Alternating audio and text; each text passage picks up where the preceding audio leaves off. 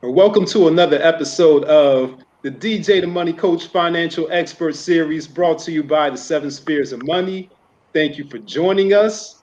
I'll be your host as usual. And also as usual, I'm joined by Mr. Seven Spheres of Money himself, DJ the Money Coach. And we have a special guest joining us this evening, who I actually have a lot in common with, having a communications background and working in education. So you'll be introduced to him in just a few minutes. So I'll toss it over to DJ. So DJ, how you doing tonight? Oh man, I feel great, man. I got a fresh cut. I got to give a shout out to my hairstylist, Kathy.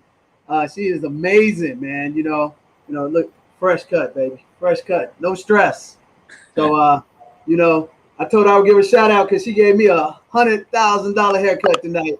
But you know how we roll because it's the DJ the Money Coach show, so we got to keep our brand smooth and tight, baby. But I still look young and good, so I'm excited, and I'm really excited about our guest.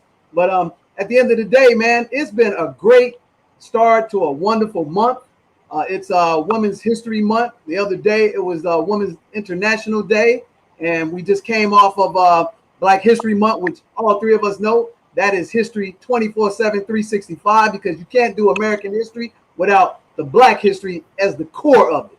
So let's just keep that 100, all right? So with that said, if you don't know my story, I'm going to keep it real short. I used to be just like you.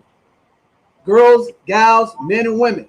I came out of college. I was told, go get that, certificate that just promised me, the all-American dream, the house, the white picket fence and all that, da-da-da-da-da-da. But, I found out that that was a lie because I ended up getting into a ton of debt, So I came out of school, got a professional job, and went to go apply for a mortgage like maybe 2-3 years out of school. And the bank told me, hey, Mr. Duransburg, you're rejected. I said, I'm rejected. They said, yeah, do you know you have a 525 credit score? And on top of that, you have about $40,000 worth of consumable debt and $20-something thousand of student loan debt. You make good income, but you're rejected. I said, oh man, ain't that something? And think I would have got the message, but about 4 years later, I started my own business, went back to the same bank. Should have went somewhere else. And that bank, again, I had money in the bank, several hundreds of thousands of dollars, and they rejected me for a small business loan as well. So at that point, typically, your regular Joe and even the people that look like us, we started to play the victim role. But I decided not to. I decided to be victorious. I embraced and adopted a mantra because I took Latin in high school and college, and it was Veni Vidi Vici, means I came, I saw, I conquered. So I read a book called The Road to Wealth, and it's a big book, but I only read one chapter in it, ladies and gentlemen, and that was the chapter about how credit works and how money works. Within 12 months of doing that, I took my credit score from 525 to 720. 24 months after reading that chapter, my credit score went to 800. That was back like around 2000, 2001. And my credit score has been, in the 800s ever since. Now, I'm not excited about that. You know what I'm excited about, ladies and gentlemen, is that I actually did not file for bankruptcy. And within 4 years, maybe 5, of getting all that bad information, I became completely consumer debt free. 2002, I erased all of my consumer debt and my student loan. And within 6 years after that, by applying accountability, discipline, and plugging into a system, I actually became a 6-figure income earner, passive income, and had a 7-figure net worth. Now, you think I'd be excited about that, but honestly, I wasn't, because my mom was a victim of predatory lending in the early 90s, and she was a victim of identity theft in the late 90s. So what I did was I created a system called the 7 Spheres of Money, taught people about consumer debt, financial education, and taught them 136 principles of financial success. And I started teaching it in my churches. I started teaching it at the YMCA, the Federal Reserve. I started teaching at the state of Illinois Attorney Young General's office, the state of Michigan Senator's state office. And I started going across the country and teaching people stewardship about money. Even though I had an accounting background, I knew nothing about personal finances. And speed forward to today, our organization has helped over 20,000 people become consumer debt free, increase their credit scores by 100 points in 30 to 45 days, help them get on the road to financial independence. And we've lined up professionals in what I call the 7 spheres of money. They go from accounting to banking, insurance, mortgages, financial planning, estate planning, and small business entrepreneurship to help them win. And this person that we have on the show today embodies that because he works with our youth. So that's what we're excited about. That's my story. But this is about the Financial Expert Series and bringing on people that look like you and look like me that exemplify the excellence in our community. This gentleman here is a graduate of the esteemed McCarty University, got a undergraduate degree, and then got a master's from Temple, and where one of my favorite coaches, John Chaney, taught at. But in 1994, he created with some founders a program called Bringing Everybody Together to actually impact our community like a fireside chat. So they're in their 27th year of helping young kids that look like you and me, ages 12 on up, to actually give them the actual mentorship, the guidance, to actually show them how to become real men and real women in our community to succeed. And without further ado, I want to thank Mr. Richard Washington for coming on our show and humbling us with his presence, for serving our community. How you doing tonight, Richard? Hey, I'm wonderful. How about yourself, good sir? Man, I'm doing fired up now that you're on the show with us. That's what I'm talking about. It sounded like you was fired up already, and I like that. Absolutely, man. Absolutely. I mean, it's a small world, Richard, that we just met only maybe about 2-3 weeks ago from a good friend of ours, Robin Gibson, who her and I are members of what's called AMAC, which is the Airport Minority Advisory Council. And it's I always talk about a thing called STEAM. It's an acronym I created. It's called Science, Technology, Entrepreneurship, Access, and Mentorship. So we connected. We had some things in common. She told me about what you guys were doing, and I said, that's right at my heart. What can I do to help you guys out so that I can give back to our community? So I'm excited. Tell us a little bit about your backstory and what drew you to giving back to the community, because most professionals like you and I, we get too busy to give back with our family and everything else. Well, interestingly enough, sometimes when I answer that question, sometimes I say I don't know. I guess because it just kind of grew on us. And there are other times when you talk about that story, it really certainly helps you to figure out why you are where you are. And in fact, even in, talking and mentoring our young people, that is one of the things we teach them to do. When they try to figure out their purpose, let's figure out the whys. What are your reasons? What are the things you enjoy? What are the things that you're passionate about? And so it kind of innately happened with me. And before I go into that story, I have to, shout out, one of my stories and throw my hat on. One of the things I'm very proud of, just being a dad. So. Man. Hey, you know what? You can keep that on, brother, because that's my number one job right now.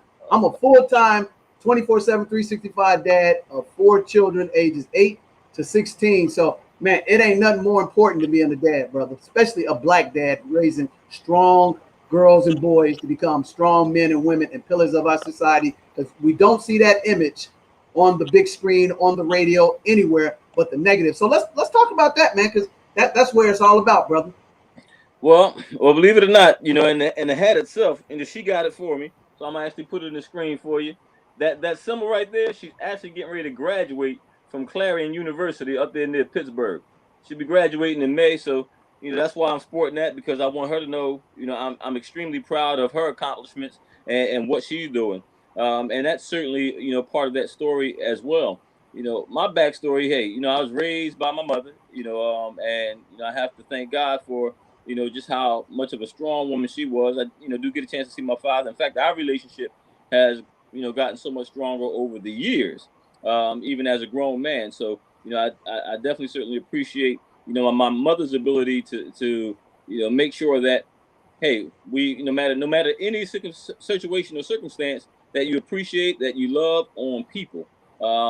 So those values, and again, growing up in a spiritual background, my mom raised me up in the church, and and BET itself, which I'll talk about a little bit later. I think around 7 years old, one of the first verses I learned and I kind of incorporated into my life is Ephesians 4:32, which says, "Be kind one to another, tenderhearted, forgiving one another, even as God forgave you." Now, of course, at that time, it didn't mean quite as much to me as it does now. To be perfectly honest with you, I only memorized it because it was a competition.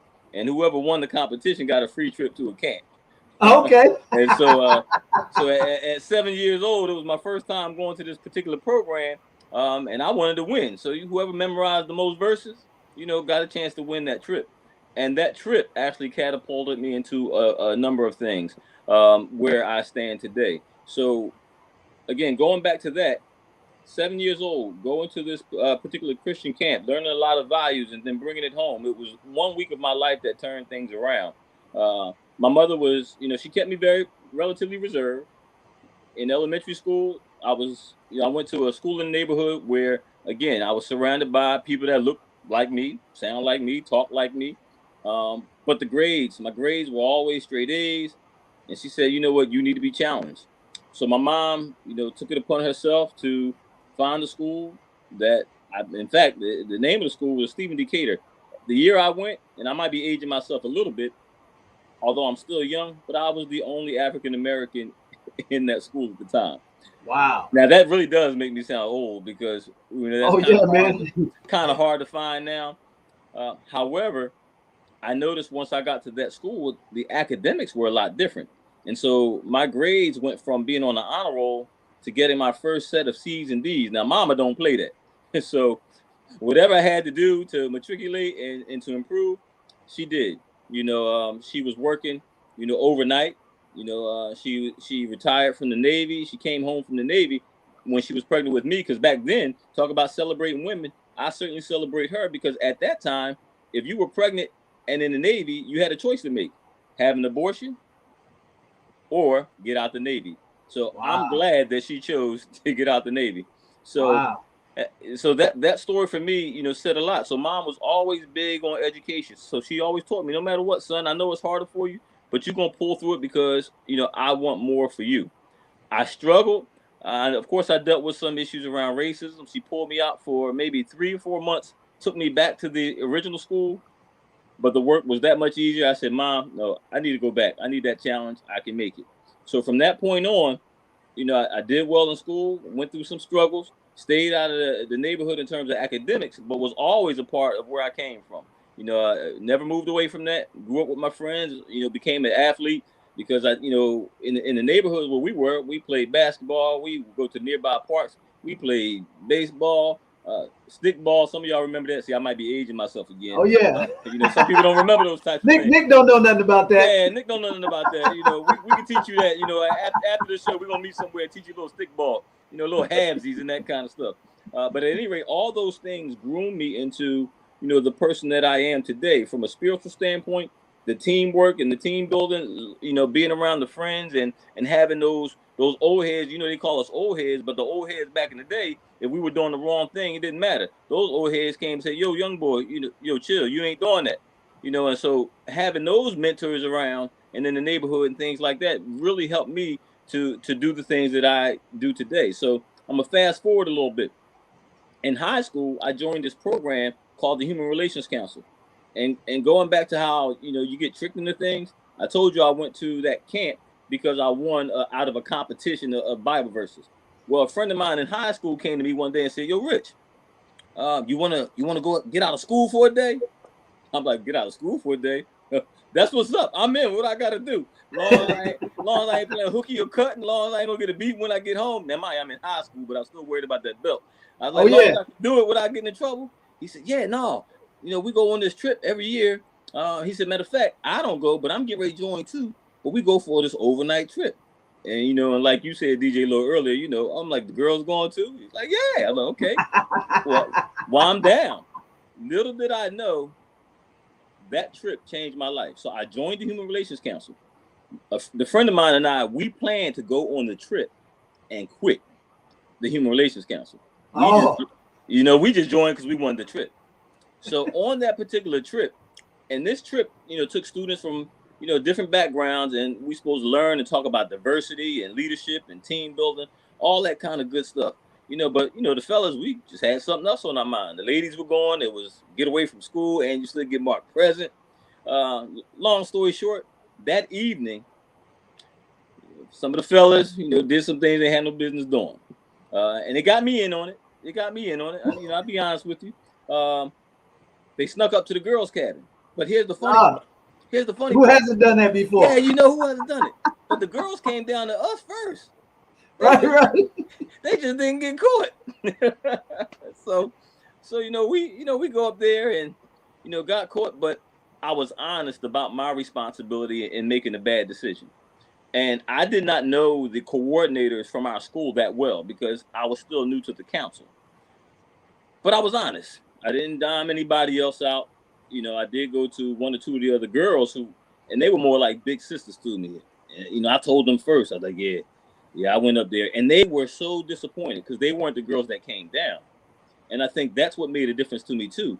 Because one of the girls had tears in her eyes when she said to me, "You went on that, too?" Nobody's ever said that. Like I really felt like I hurt up here. I'm like, wow. And so I think that initiated me into also saying, you know what, let me go ahead and stand up. But I was scared because I knew that if something happened, they would tell my mom. And here I was scared of, getting in trouble again. In high school, mind you. But mama don't play that. Mama don't play that. So long story short, the school didn't even tell my mother. One boy got expelled. Two girls got expelled. And I know I'm making it sound drastic. In our schools, it took a lot to get expelled. In the schools and outside our area, it wasn't even that major. But they didn't tolerate anything. The rest of the students got suspended, and I thought I was going to get suspended too. There was a school trip the next day, a day trip. They let me go on, and they never told my mother. And they said it's because you stepped up and you were honest. So it never showed up on my record. But here's the thing that really tells the story.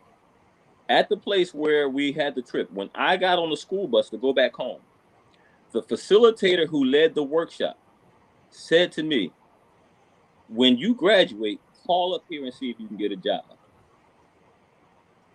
Huh? He said, "There's just something about you. Call up here when you graduate and see if you can get a job." So I'm like, wow, okay. Well, I don't know what I did. We just got in trouble. But in the back of my head, I'm still scared of mom. I'm like, well, if I do get in trouble, I'm going to say, "Mom, at least they offered me a job." I figured that might work. So I stayed in the Human Relations Council. I called up there at the age of 17 and said, "Hey, I was told that when I graduated, look up here to see if you guys, had any job openings." By that time, I did go back to that place for, at least 2 or 3 times and got a chance to know some of the other people. The facilitator that said that to me was no longer working there, however. So I worked there that summer. And during that summer, I helped facilitate leadership workshops, self-esteem workshops, diversity workshops. And so I learned all those things. And I'm like, wow, this is fun. But because I lived in Philadelphia, the place was not in Philadelphia, but most of the groups were that came up there for their workshops. So some of the directors of those programs would say, "Hey, well, since you live in Philly, the kids keep asking about you. Can you come visit?" So I would check on some of those young people, here in the city, when I wasn't working, because as a consultant, you're only up there when the camping program is going on or when somebody comes up for a day workshop. So when I would check up on them, they became like my little brothers and sisters. And I'm like, yo, y'all know y'all don't get yourselves together. Let's see some leadership. And the groups that came up there were groups that where there were Asians, blacks, and whites that were fighting in the city, and they brought them up to bring things together. So these are the types of groups that I'm working with. And I'm like, wow. So it was powerful. But in my own neighborhood, we didn't have nothing like that. And in my schools, they couldn't afford to send our kids up to those types of retreats. So I'm like, wow, we got to do something in the neighborhood. I still didn't do anything. It was that first year at Temple. I was going to school, and my cousins were supposed to get their report card. But my aunt refused to go get it. And of course, that made me upset. I'm like, come on, auntie, every child should be represented. So I said, you know what, I'm in school. I got a lunch break. I'm going to go pick up their report cards. Went to the school, and because I live in the neighborhood, I start running across some young people that I see in the street sometimes. And if they were disrespectful while I was in there, I was like, yo, chill, we're not doing that. I'm going to tell your brother. I'm going to tell your mother. I'm going to tell your sister, whoever it might be. We're not doing that. And I told my cousins, if I ever catch them acting up, then I'm going to deal with them myself. I didn't know what that meant. I just knew that's what my mom used to say. So I figured it worked for me. Maybe it worked for them. And it did. Right. Worked. It worked. So I found myself every once in a while just going up to the school, making sure my cousins was all right. But they were good. So once one of the teachers found out that I did workshops, they said, "Can you speak to my class?" And that trickled down. So I started speaking to classes. The kids started asking me, "Can I come back a little bit more often?" I said, "Well, I'm in school, so it's a little tough right now." The principal said, "Well, can you give them a day of the week?" I said, "I'll tell you what, let's do something on Friday afternoons." That's kind of where BET started. I never paid attention to what year that was. But on those Fridays, the same workshops I would do on those at the retreat center, I started doing with the young people there. Sometimes I would have guests like yourselves come in and just speak to them so I could have a break. Sometimes I would just take the young people outside to teach them team building when we playing basketball and whether it could be shoot red light, green light, and people be cheating and Oh arguing. yeah, I love that. We play any kind of game to teach them the spirit of leadership, the spirit of team building. What I didn't know was that a year later, the work at Temple got harder. I can't keep doing this. But the kids kept asking, the teachers kept asking. So my mother got in on it. My mother would start going up to the school, helping out. I would go when I can. And then when those students graduated, because it was an elementary school, and it was from 3 to like 4:30. Well, when those students graduated, they still wanted to be a part of the program. So we gave it a name, but we said, how can they be in it? Because when they come from their school, we're already finished. 4 o'clock, 4:30, we're done. So then BET was formed and became a Saturday program. Kids didn't get up at 10 o'clock though. So here we had 30, 40 kids during the week. Saturday, we dropped all the way down about 6 to 8 kids until we got access to a gym. Now we playing ball. So now we had the after school program. We had the mentorship program. And now we got a basketball program. Oh, the numbers start coming back out. That ball was the bait. But what they didn't know is that for us, it really was the bait. We get you in there, or you're going to be mentored. I don't care what program it is. In BET, you're going to be mentored. So here we are today, 27 years later. BET still exists. We're still 100% volunteers, but we have that basketball program. We have a chess club. We have a girls mentorship. We have a boys mentorship. We have a youth council that does some amazing things who y'all definitely are going to have to meet. So that's where BET is now. Those things kind of grew on us. Never expected it. So that's why when you say, how did it start? Where did it come from? God only knows. It just became a part of the passion. But the impact that it has, as much violence as you might hear about, unfortunately, in the city of Philadelphia, in the immediate area where we are, and we're surrounded by a lot of stuff, and I'm not saying nothing happens, but nowhere near the magnitude that it happens sometimes in other places. But that's because we build extended family. Students who were in BET 27 years ago still do push-ups for me if they curse while we out on the court. Because I'm like, no, we're not repping like that. We teaching our young boys and our young ladies something different.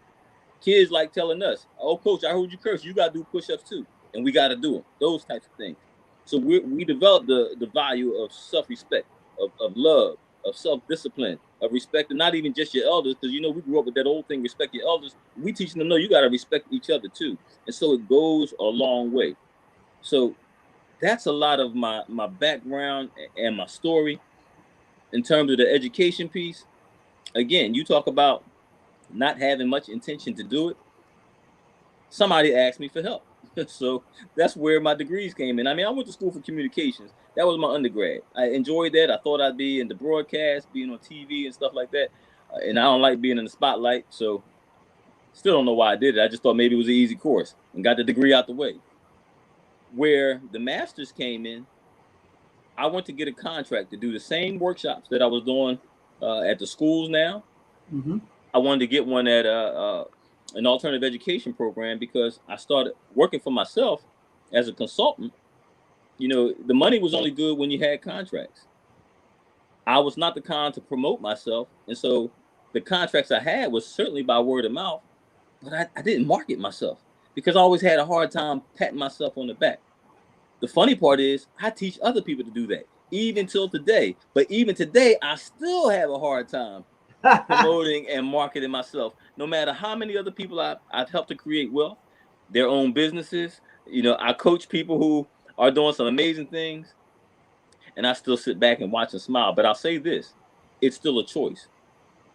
It's a choice. So for even those who are listening, I'm excited to be here with these money guys right here. And me having wealth I don't have it right now. I have a wealth of information, wealth of knowledge, and a wealth of resources. But I know that I could have wealth because having wealth is a choice. So don't get me wrong.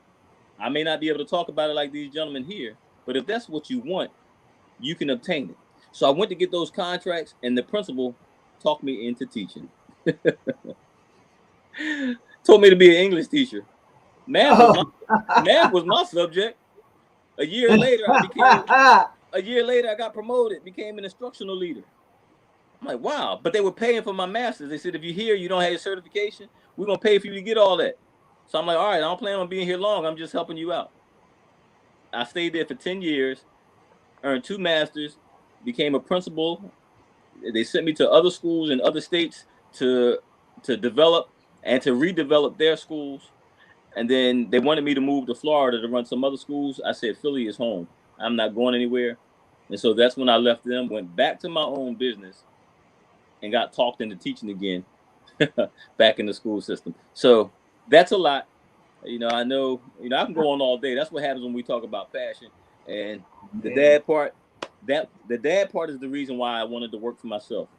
Because in the workshops that I used to do for men, I used to talk about the importance of being there. Funny part is, I didn't have a child at the time. When I had one, I was committed. I wanted to be a part of all her early years. I wanted to be her first teacher.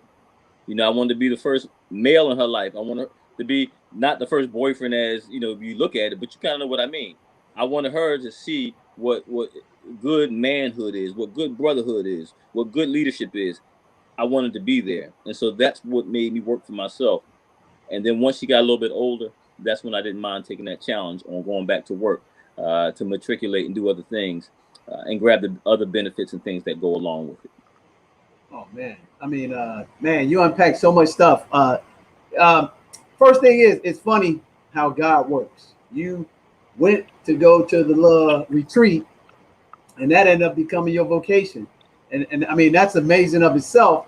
But what I find to be even more powerful is that the simple fact that you stayed entrenched in the community. And like you said, that boys club, became a safe haven.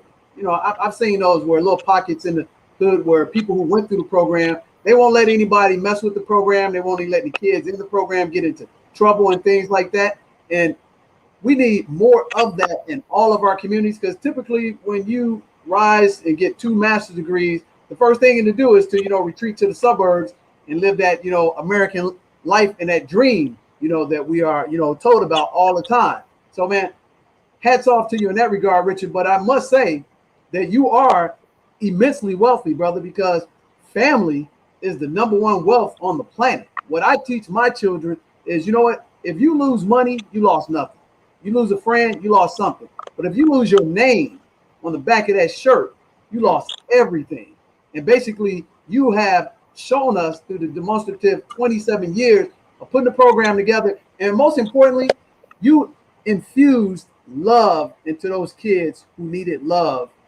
And those kids are responding to that love, and you encourage them, you uplift them. And even I belonged to a program about 7 years ago, and with some single parent children, primarily boys, mom and grandmom raising the child. And, they rough around the edges. They trying to play out this bravado. So we created this program where they had to show up to school on time. They had to get decent grades. And if they all did that, they would earn these points. And then after they accumulate their points at the end of the whole school year, we would take a bunch of them to a retreat. It's funny you said that. And I mean, we're talking for the first time, really. And we took them to this retreat, and all them big kids that was all bravado, they wanted to go to that retreat. And it's funny that in the hood, a lot of kids don't even go a mile or 2 outside their neighborhood ever. So we took them to this retreat. It had a pond. We did camping. We did, team building, played basketball, played football, and we made them responsible for all the action. They had to clean up and all. So the moral of the story is that you still had a couple of knuckleheads that even in there, they want to show their bravado. So we, at the end of the 5 days, say, hey, you're going to get these points and get this eagle. We're going to give you this eagle statue. And only a few of them are going to be handed out. So at the end of the trip, a couple of kids got out of line. Like you said, people get out of line. We all do that. I've been it several times, been a knucklehead myself. But it was amazing when you start giving out that eagle, and then the ones that didn't get it, you see these tough kids start to break down and cry because they wanted to be part of what's really special, was that love, that acknowledgement, and that real self-esteem that was being given to them. And then at that point, I said, man, dude, and I only had one child at that time, and I said, wow, we need more of this in our community. We need to give back all the time, but it's a daunting task. So, man, my hat goes off to you that you still doing it and you still bringing people together, and you got like a culture now that's a legacy, and it's all based on two little slivers in your life. You studied the word so you can, you know, get the reward, and then you went to hang out with your boy because, like you and me, you wanted to hang out with the girls. Got a little, you know, a little off track, but you told the honest truth. Here's another thing that I got out of it that I teach my children. I say, hey, you know what? Worst thing you can do is to lie, steal, and cheat. We all make mistakes. And if you make a mistake, hone up to it, because that's integrity and that's responsibility. I say, I will actually be more against you if you lie and cheat than an honest mistake you made, even if it's a bad mistake, because I know it wasn't your heart. But if you stand up, that's your character. And that's what they saw in you. And then that what they saw in you character-wise, they said, hey, you know what? This person could be an example to the people in the neighborhood. And then you were brought back into Philly and brought that program with the resources and brought it back to Philly, man. So, man, dude, that's an amazing story. Man, now, man, I can't wait to speak for you guys, because I'm going to blow up the mic for you, because this is amazing in of itself that we don't get enough of this as Black men to show. You went and taught. And that's one thing I love about Nick. He's a teacher today in high school, and it's probably for every one Black male teacher in a high school that anywhere like us, he's probably one out of every 100 teachers, if that. That because with the skill set you got, you could be making more money doing other things. But right now, our community, especially in the urban environment, is so fragile that we don't have real men to show boys who are being hurt. And it's a saying that said, hurt people hurt people. And all it takes is some tough, firm love to get them right, because everybody, God wants them to be great. Everybody wants to be good. But if your example is the bad element, and that's what's being, you know, idolized and actually being shown on these mediums as sexy, and you can get that money real quick or that bag, guess what you're going to do, man? Especially if times are tough and money is scarce, you're going to go chase that bag so you can take care of your mom and handle your business. So, man, yeah, man, I'm extremely excited about what you put together 27 years building, and we definitely got to make sure everybody knows about it. So it's bringing everyone together.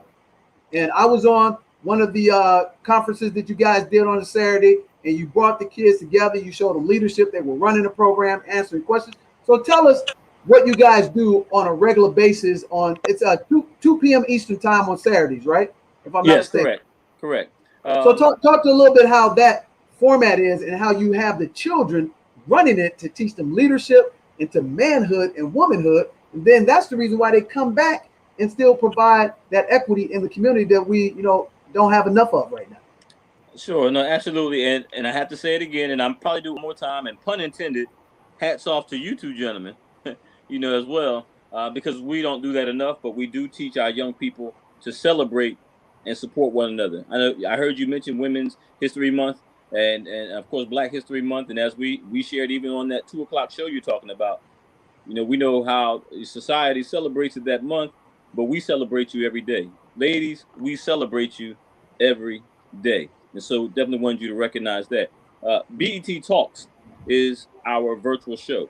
And we know that, you know, many of us have struggled through the pandemic. We know there's loss of family members and friends, loss of jobs, unemployment, you know, all kinds of things that have caused a lot of stress. But there has also been some good things that come out of it. And one for us has been BET Talks. So I mentioned all the different programs that we have.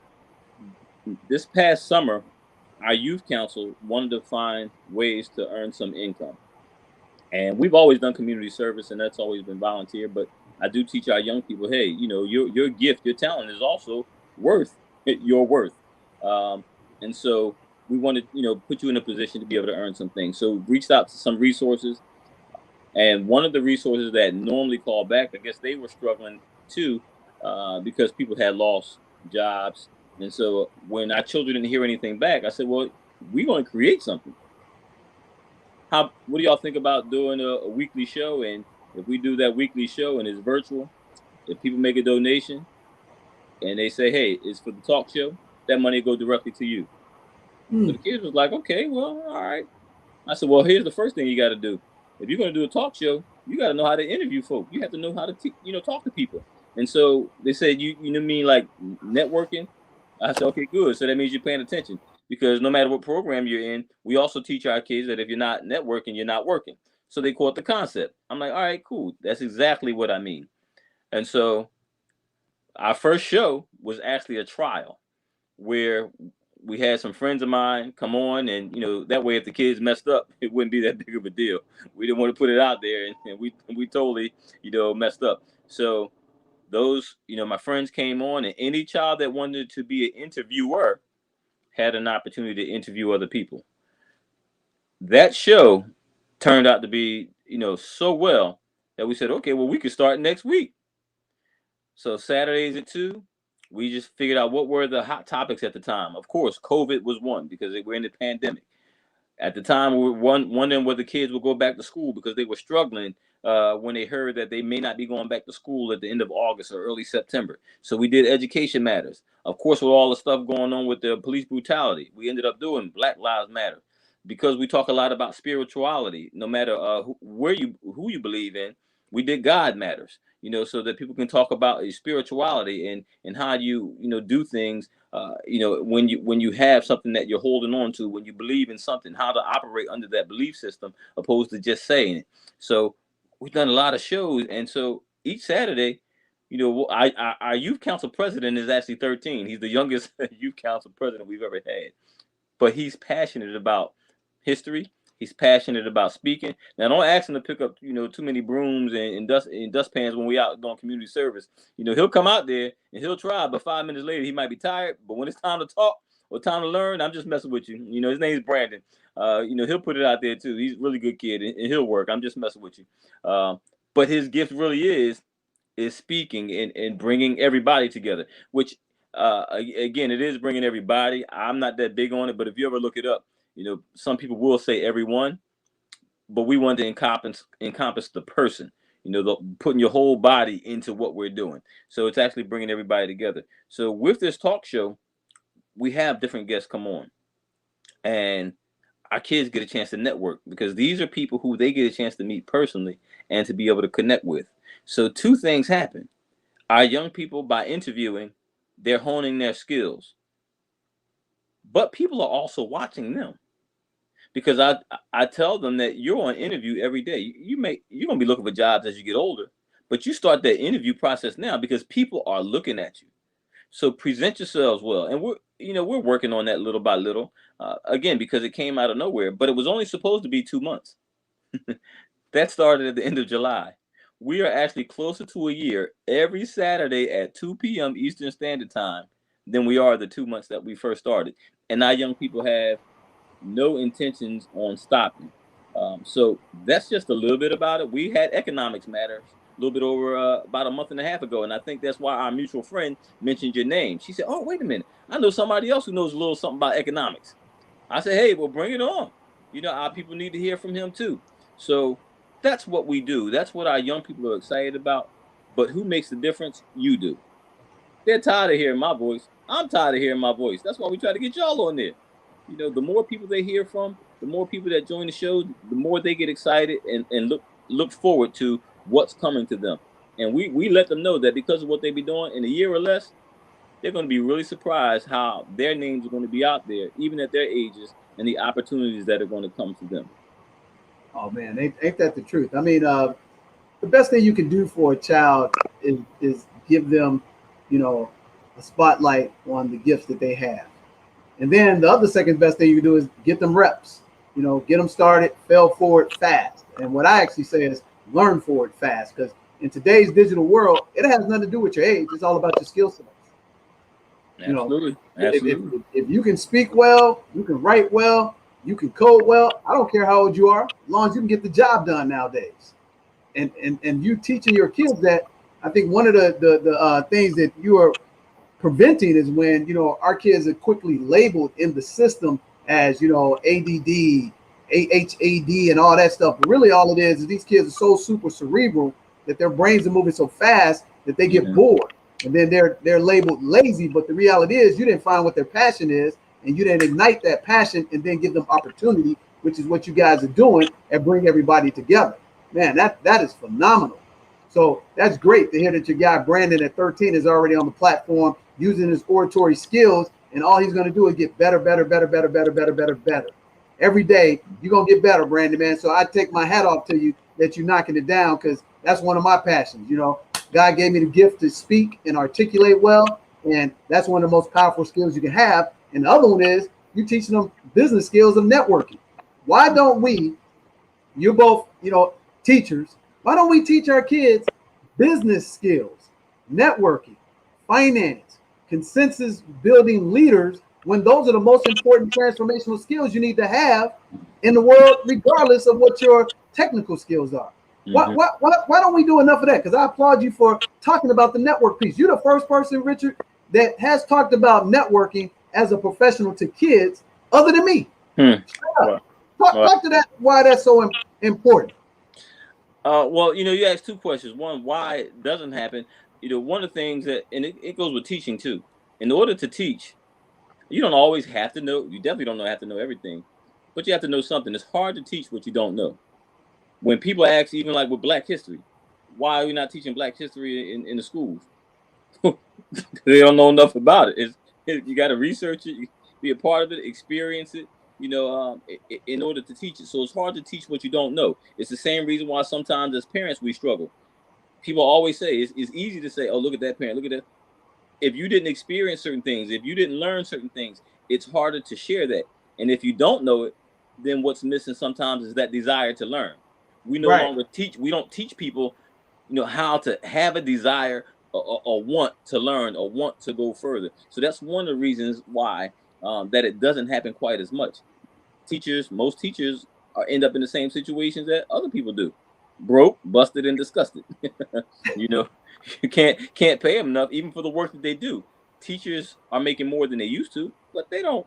You know, they're not making wealth, but they're teaching children to be wealthy by teaching them to read, teaching them their math, teaching them those skills. But many of them don't know business. I've been pretty fortunate because, and it's funny, you know, when I hear about Money Coach, a couple of things that stand out for me and why I teach it. You know, I'll say I'm a network marketer, although I don't do it currently. I believe in business. I believe in network marketing. Of course, there are some businesses that are stronger than others. Some are built with stronger foundations than others. But I'll say in terms of the networking piece, the economics piece, my best training came from me being a part of certain network marketing companies. That's where I learned that if you want to be successful, find successful people and do what they're doing. If you want wealth, don't necessarily hang around your broke uncle and, you know, and the dude from the neighborhood. Find some people who have wealth and talk to them and meet them. That's where I learned, you know, how to network, you know, and meet people. And I saw what it has done for me. I know that I can pick up a phone. If there's a resource or something I need, I learned that, hey, I can pick up a phone if I need somebody in education. It's a phone call away, not even an email. If I need to talk to somebody who's a money coach, it's a text or a phone call away. If you're struggling getting to a good school because of the color of your skin, hey, no big deal. I have somebody in the network that I can call. So that experience says, you know what? My young people need to know that. My daughter needs to know that. So that when there's a need, when there's something that they want to obtain, they can get it. Because one thing that we still know to be true, that some of the smartest people still don't have jobs. Some of the smartest people are broke and still seeking. Some of the people who know the least, but they certainly know the principles of wealth and they know how to network, have great jobs. Every last job I had, and you heard me say something about it earlier, people just said, can you help? Right. My resumes came later. I was fortunate that I had a degree. Fortunate that, you know, my high school diploma was intact. Fortunate that I had great experiences. All my jobs came from somebody saying, you need to have this guy. It wasn't even because I was looking for it. You know, so those experiences said to me, let me make sure that our young people, especially our urban and our inner city youth, know that if they master certain principles, that whatever they want becomes a choice. But for me and for them, we make sure that they understand that failure is not an option. But you also have to be able to take risks. You have to try some things. Even when it comes to teaching our kids economics, that's where, again, those same network marketing things. And my mother, you talked about a credit score. When I first went to Temple, they had all them tents outside for The credit cards, you got t-shirts, caps. You knew, and man, I got one and got I got them all. You got them all too, man. $40,000 worth. I don't even remember. Can the credit score be 50? I don't know. Man, I was living it up, but then all of a sudden, when them other letters start coming, man. But my mom said, "Here's what you do, son. First of all, stop using the way you're using." She said, "But always find one that has a lower interest rate. Try to pay those things off so that you're building your history, but pay attention to what you're doing, pay them on time, etc." Small principles like that catapulted my credit history.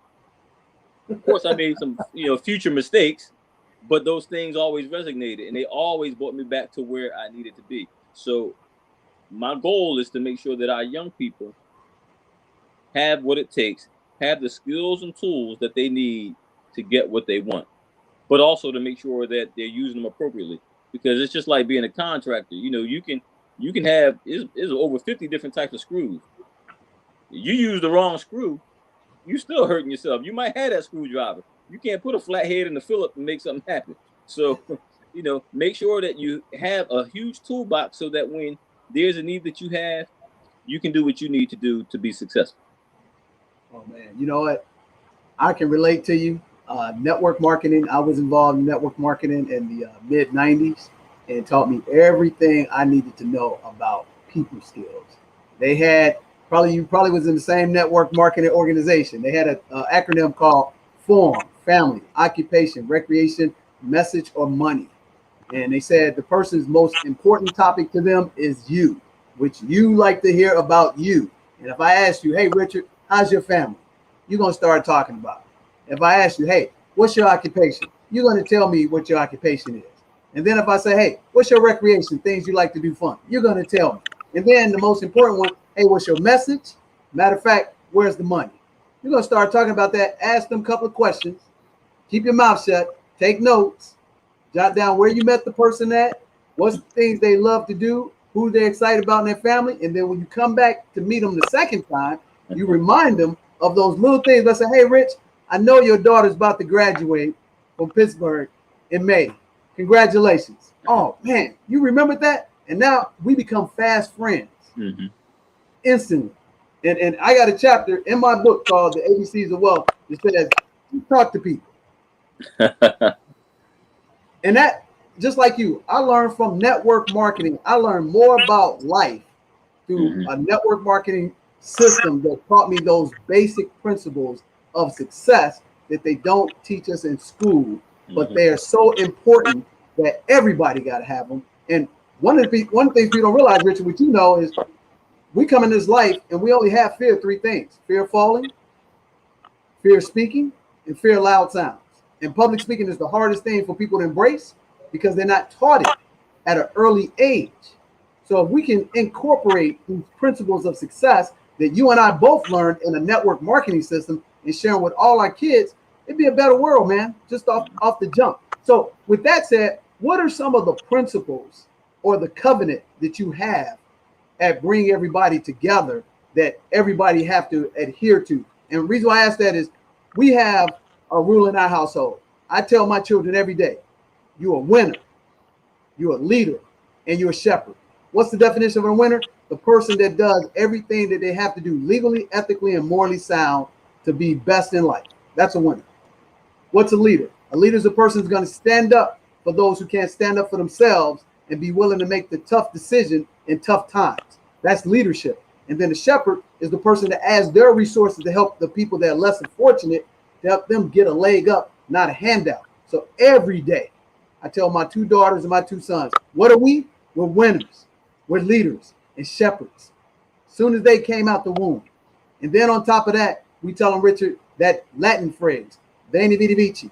I came, I saw, I conquered. I said, because guess what? This world we live in, everybody's keeping score and everybody's keeping an eye on you. And if we're going to participate only for two reasons, check this out. We only participate because we like it and to get the W. Because if they got a scorebook, second place is not a victory unless it's your best you ever accomplished. But first place is the ultimate objective. So with that said, what's that covenant and what's those principles that you hold your kids accountable so that you can create that culture that you've created for 27 years? Well, it's funny. I'm not going to repeat anything you said because I might try to play it back because although it would be said differently, those principles are very similar.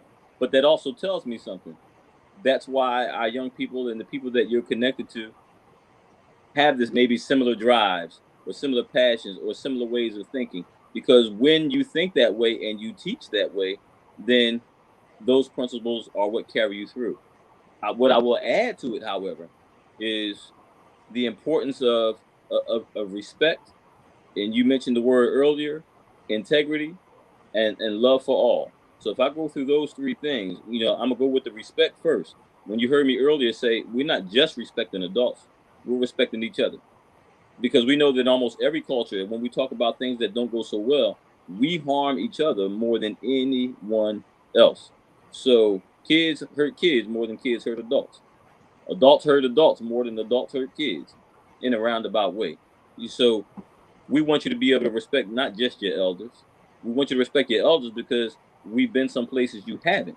And we don't want you to go through some of the things. We want you to go through some things, but not everything that we've gone through. And the reason why we want you to go through is because sometimes experiences will teach you some lessons, but we don't want you to have to fall too hard. But it's very important that you also have a respect for your peers because when you're out here, it's your peers that you're around the most. And if you're hanging with the wrong group of peers, we also know that unfortunately, sometimes we listen to our peers more than we listen to our elders. And so let's develop a certain respect. You are great. That does not mean that your neighbor is not great. You are awesome. That doesn't mean that your classmate that looks different, sounds different, doesn't have the same grades as you. It doesn't mean that they're not awesome either. You are gifted.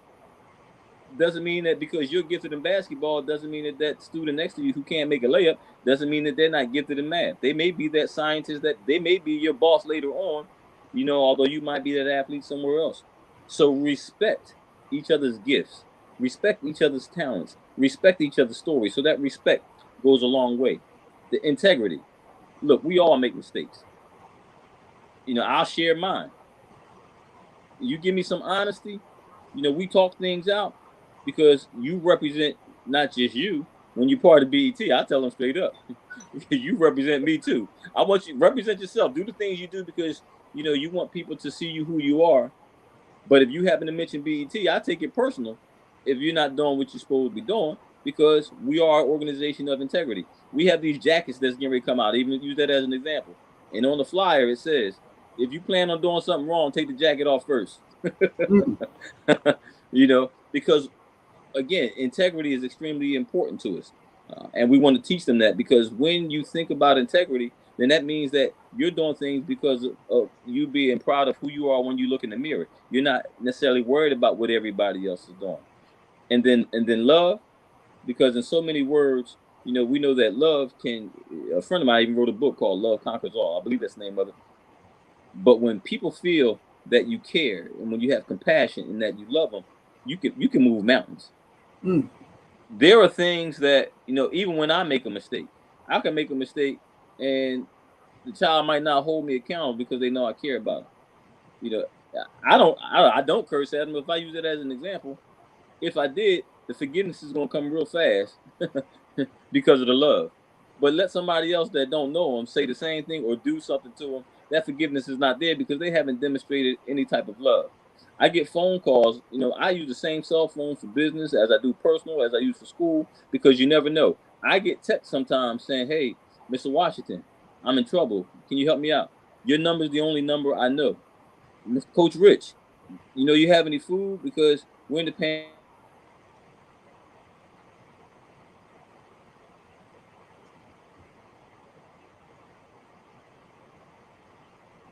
Respect, integrity, and love goes a long way. And if they grasp those things, no matter where they are in their journey to success, there's a lot of problems that they can minimize and potentially eliminate because people will recognize them for who they are, and they have enough, to be proud of when they look in the mirror, when they know that they've mastered the art of respect, integrity, and love for others, and Man. love for themselves. Oh man, you know what? It's so funny. You said a couple of things. We have an acronym called HIM. It stands for humility, integrity, and man. And you are the personification of him. I want to add an extra piece on that because you said love yourself. That also means self-respect. Because if a person respects themselves and loves themselves, they're not going to tear down another person. It's just that simple. So let me ask you this, because we appreciate your time. What are some of the things and some of the members of BET that you're excited about, and some of your graduates? Tell us some success stories.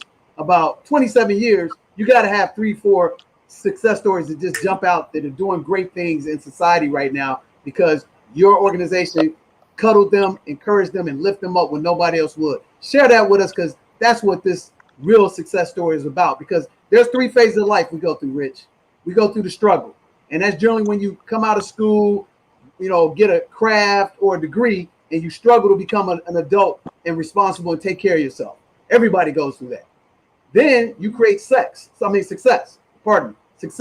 That's when you start getting a little bit financial success, making a little bit of money, get a little bread, get your nice car, maybe get your house, a nice condo, and you're able to do a little travel, enjoy a little bit of life.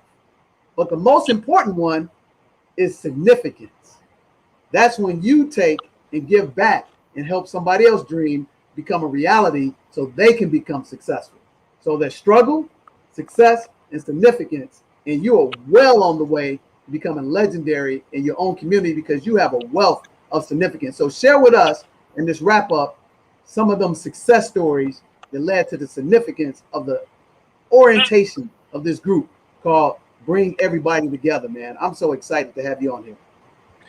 Well, appreciate that, and believe it or not, because there are a lot of them, and I probably should always have them posted, because those are the stories that keep me going.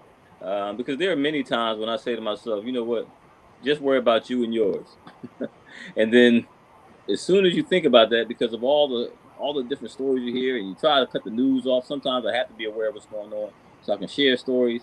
And then when you hear the very few, because there's not many that go in the direction you don't want them to, but those, they hurt, and you're like, you know what, I might as well just chill. And the moment that you're ready to give up, that's when you might get a text or a phone call that says, "Thank you." I'm like, "Dad, they just bought another 2 weeks." You'll get a copy of a graduation letter from college. I'm like, wow, they ain't doing anything. You'll get something in PayPal that says, "Here's a donation because I own my own business. If it wasn't for the program, I don't know where I would be."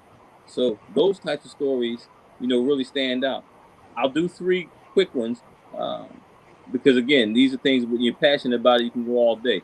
I'll start with a family one. Because we believe in extended family, we're on 3 generations of family. I have a mother who has sent her children, and their children are now part of BET. And I remember the first set, they were struggling in school, and this is back when we talked about just going that once a week. Those children were struggling. Found out that their gift was singing. I'm a musician also. So we took that gift of singing. The school learned about it. They became part of the BET family. We stayed on top of them, and they're working. I took a picture of them when they first got their registrations to vote. They're driving. They're doing business, and that's why they make sure that all their family members, whenever a new child is born, they tell me ahead of time, "All right, here's your newest BET member coming." So that's from a family standpoint where we have grown families who have been a part of it. I have students who have gone into the military and have done successful things because we teach them that sometimes you got to get out of your environment. I'm not going to tell you whether it's safe or unsafe. You can be in your own neighborhood and something can happen. So if you can go somewhere and it's for you, because it's for some, it's not for others. But if you want to go out and experience the world on somebody else's dime, hey, go in it. So it has worked for some of our young people. I have one that just left about a month and a half ago to go in the Navy. And I tell you, on Saturday, this past Saturday, I saw a name on BET Talks. And I said, wait a minute. I know that's not who I think it is. He joined the talk show with his uniform on where he was. And this young man is only 18 years old and still wanted to make sure he's a part of what's going on. So it's those types of stories for me that say, you know what? Even when it feels like you may not be doing much, you must be doing something. And so, again, there are a host of them, but that's just a quick version, some quick short stories, because, again, I don't want to take up the time. But I certainly appreciate you, allowing me to share those things and how important the stories are. Because, again, going back to the business side, I've certainly learned that facts may tell, but it's the stories that sell and help people to make it to that next mark. Oh, I love it. Cause you need to say that again, because I'm gonna have to steal that from you. You got it, man. Facts tell, but stories sell. And that's why if you go get your car and all that other kind of stuff, that's why those folks tell so many stories, because they can get you to like them, they can get you to relate, and then they can get you to buy. Oh man, I love it. So how many people would you say estimate have gone through the program from the day you opened it up to today? About how many people would you say ballpark have gone through this amazing program? When you ask me, and it's funny, someone else, they did a little bit more research, because we just do what we do. Again, never really thought about it much, because even till today, if a child says, hey, they need a program, we'll make it happen. We'll find a way.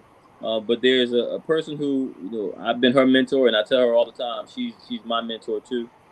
When she announces it, and when she's looked at it, she says, Richard, why do you slight yourself? When I think about what y'all have done over the 27 years, and I've known you all that time, you have probably served over 100,000 young people, including their families. And I didn't think about it that way initially, but anywhere I go, people become a part of the BET family. Every school that I've worked at, the young people became a part of the BET family. I'm a musician at 3 different churches. Those young people are a part of the BET family. If you live in my neighborhood, you are a part of the BET family. So thousands and thousands and thousands of people have been a part. Going through the program directly, knowing by name, I certainly would say still, at least 1,000. Wow, man, that's amazing. You know what? I got an idea. I'm gonna petition this, Rich, that they take down that fake Rocky statue in Philadelphia and they erect one in the name of Richard Washington, of bring everybody together. So in 2021, what are you guys excited about? And what would be 3 tips that you can share with someone who's struggling right now? If they don't have an organization, but they can plug in and contact you, what would that be that you can share with us for 2021, and 3 tips to somebody out there that hears this message at the right time when they need it the most? What I'm excited most about 2021 is that our young people are taking over in a positive way. BET Talks, it's hosted by our young people. BET Helps is hosted by our young people. That's a tutoring program, virtual tutoring program that we have Monday through Friday. They put the people in the breakout rooms. They have tutors. They're doing it themselves. So most of our programs, and again, I have to thank, unfortunately, the pandemic for part of this, but they are showing that they can take on that leadership so that we adults can kind of sit back and continue to groom. So I'm excited about what our current young people are doing. I'll even give a shout out to one of our youth council members, who I was going to call her an alumni. She's in college now, but she's a co-host. She has hosted on the bus. She has hosted while she was walking to school. She has hosted after class, and we just sit back and watch. So I'm excited to see where our current young people are going and where they're taking the program. Tips that I would share is to believe. I don't care what somebody else is telling you. I'm even saying I almost don't care what you feel right now. If you feel like you can't do it, I'm telling you, you can. You might not know me, so you be like, how you going to tell me you can? I'm telling you can. But you know what's going to make the biggest difference? When you look in the mirror and you say, oh, you know what? I can. When the money coach says you can and you believe it, you can. When you open up that Bible or that Quran or whatever you believe in, and it tells you can, until you actually say that you can, you're going to struggle. But even through the struggle, you can make it through. We all have challenges. I'm smiling right now, but there are things that go on that don't always go my way. But I believe that I can make it through. So understand that the struggle is real, it's there, but how we overcome it is a choice. It doesn't mean that you can choose whether we survive totally, but what we have a choice over is our attitude and how we deal with it. I teach our young people that if you can control it, make it happen. If you can't control it, don't worry about it. Easier said than done, but if something happens and I can't control it, I don't have time to stress about it. I'm going to pray about it, but I'm going to have a good attitude and I'm going to be as optimistic as I possibly can, even through the struggle. And the third thing goes back to those principles. Those tips all help to build that self-respect, that self-dignity, that integrity. Love who you are, because tomorrow is not promised. And it's important to enjoy every single day like it should last. And before I go to bed in any evening, I try to make sure that I've at least told one person, hey, I love you, I appreciate you. And I certainly make sure that in spite of the foolishness or the things that even I've done wrong, that I learn to even forgive myself so that I can be better prepared for tomorrow. Because I always want to make tomorrow better than today, no matter how it began. Oh man, that's phenomenal. Hey man, we appreciate your time. And what we do at the end of the show,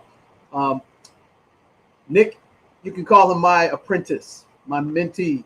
And what he does is give a summarization of what he learned from our exceptional guests. So Nick, would you chime in and tell us? I know you got a ton of notes because I saw you over there writing, brother. What you got for us with this amazing hymn, the humility, the integrity, real man, Richard Washington, of bring everybody together. What you got for us, Nick? Yes. You definitely have quite a few notes, but I can sum it up real concisely. Well, before I get to those major themes, I want to go back to that brief conversation that you and Richard had about why schools and the education system doesn't teach mentorship and economics and things of that nature, and just to kind of build off of what Richard, what you were saying about not knowing not knowing what you don't know. I take it back to the teacher education programs, because like DJ mentioned, I'm an educator. I teach English also, just like you taught English. I teach English as well, and just reflecting on the teacher education program, going through those courses, and then even working in the school and going through those professional development days and sessions. We're taught about how to teach the kids how to read and write, do math, and things of that nature. We have sessions about social justice and equity and equality and skills and SEL, social and emotional learning, and mental health and things of that nature. But these teacher education programs, they don't have a course on finances. They don't have courses on mentorship and networking and things of that nature. DJ and I had a conversation about this Friday night on our live stream show, and I don't know if I would call it an education system conspiracy, but it just seems to me that the system isn't designed to free you. Pretty much, they let you enjoy that second stage of life, that DJ mentioned, where you can get yourself a nice house, a nice car, take a few trips. But once that, but if that job that you have is ever snatched away from you, then then all of that falls apart. So it seems that the education system prepares you just enough so you can enjoy that, but not too much to where you're free. just to put it simply. And it seems that it creates a cycle because the teachers take what they know, they teach the students grow up, go through the same cycle, and it kind of continues on. So that was just a thought that popped into my head. But just going to the major themes that I got from this story or from your story, it seems that guiding the youth was something that was instilled in you at an early age because you were exposed to that growing up in your neighborhood, and that's something that stuck with you, going through the years. So that's something that I noticed. And what it comes down to for me is this the idea of the village. That's pretty much what it comes down to. When you set up these community organizations in the formal sense, or if you think about it even informally with that older head, talking to you, giving you the game outside, or you have your older family members around you that aren't necessarily your parents. It just comes down to that village, mentality, and that's something that we not saying that it's not absent, but it's something that we need to get back to on the scale that it was, back in the day. So definitely much love and respect for you, showing that bringing everybody together is still here, almost 3 decades. That's another another piece of evidence that tells you that the work that you all are doing is has a great impact and that is really working. So I said it was going to be concise, but I'm going a little bit long. But that's pretty much it. Thank you again, Richard, for coming onto the platform and sharing your story, so more people can know about the work that you're doing. And we definitely have to have you back on to talk about more of the great things that you're doing over in Philly. So thank you. Oh man, most definitely. So, Richard, give us your contact information, how we can get in touch with BET Talks for people, since you guys are doing it virtually. I don't think you'll be opposed to somebody from another city and state to be part of it during the pandemic. So if you can give us your contact information, if you got a website, an email, a telephone number that Nick can put in across the screen and in the description box. And if there's any way we can donate to the organization, let us know how we can do that as well. If you'd be kind enough to share that with us nice and slowly, please. Sure. Again, we'll certainly appreciate that. And thank you for joining the family, because when we meet people, we tell people all the time, you become a part of the BET family. And when you take it personal, it'll make it easy for you to remember how to reach us, because all of our tags are my BET family. So it is your BET family also. So our website is www.mybetfamily.com. Again, www.m as in Mary, Y, BET as in bringing everybody together, family.com. And to support us, if you go to the website, you'll see a donate button. And we actually have one of our young people redoing the website. They said we old school, so it might look different today. You look at it today, it might look different by next week because they're really on it. So we're excited about that. Cash App, we have the $ my BET family. Again, nice and simple. Following us on any of the handles, whether it's Twitter and Instagram, it's my BET family. And we can be reached at 267-688-3783. Again, 267-688-3783. I personally can be found on Facebook as Richard Washington. And, under my name, there are groups. And of course, one of the groups is bringing everybody together. So we also stream it live every Saturday, again, 2 p.m. Eastern Standard Time. So you can join us then. However, if you really want to be a part of the conversation, you might want to take a hold of that Zoom link that we place, on Facebook or on our flyers, which you will certainly see. Because when you join the Zoom, you can have a more intimate conversation with our guest. And depending on the type of show it is, you may be in there and may have to use the chat. But many times we will allow you to unmute yourselves and have a very intimate conversation with our guests. And so we're always welcoming and excited to have people from all over the country, all over the world to join us. Again, another blessing of this platform. And we have certainly had speakers from California, soon to be Texas, and a few other places. So certainly you're welcome to join us. And thank you again for allowing us to share our story. Oh man, that's fired up. Hey man, we're excited. So it's my BET family cash app, $ my BET family, right? Absolutely. $. So Nick, make sure you put that in the description box as well. And ladies and gentlemen, make sure that you donate to this program, because this amazing program. You know, I had a big vision that I could see you having these organizations across the country, because the virtual platform is going to be the norm for the rest of the world. So why not we start our own chapter in every city, in every state, so that the legacy lives on throughout the whole country?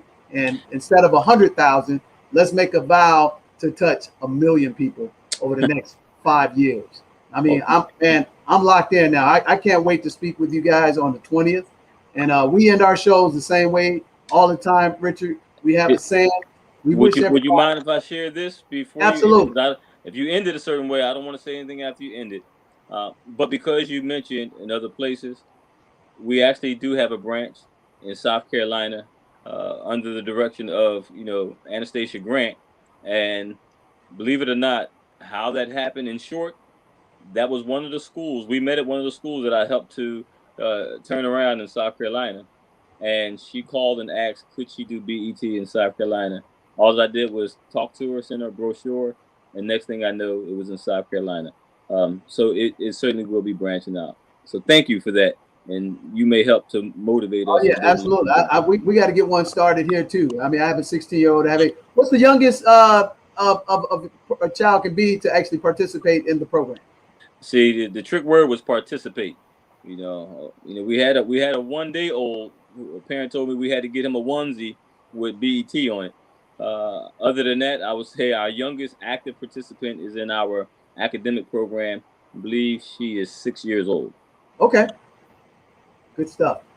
Well, I'm going to get my daughters and my sons into the program 100%. I'm all about that. My children go to Know Thyself Academy. My 8-year-old, my 11-year-old, which is an Afrocentric based hybrid homeschool program.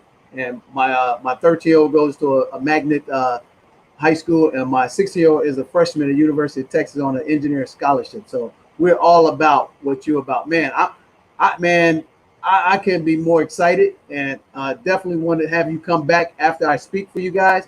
I would like for you to come back in April, if that'll be okay, and let's do a follow-up in that regard, because this is something that I can get behind in terms of what my vocation is, giving back to the community, because we can never give enough to our young kids that are in need when we have access, we have mentorship, and most importantly, we have resources. So what we like to do on the show, we end it the same way every time. Like to thank our moderator, my guy, Nick Westbrooks, and we like to thank our amazing servanthood leader, Richard Washington, bringing everybody together. And we like to thank everybody that's watching this show. If you like this one, this is a show to touch my heart. I would like for you to like it, share, and subscribe to all the platforms, especially contributing your donations to mybetfamily.com, because they can never use enough cash, as well as your volunteer time. And with that said, I'm DJ the Money Coach, and I want you to live a pom-pom lifestyle. That's plenty of money and peace of mind. And we want you to come join us on the beaches of the World Club. And your beach don't have to be an ocean, but wherever you have your freedom, that's your beach. God bless, and thank you. We'll see you next time.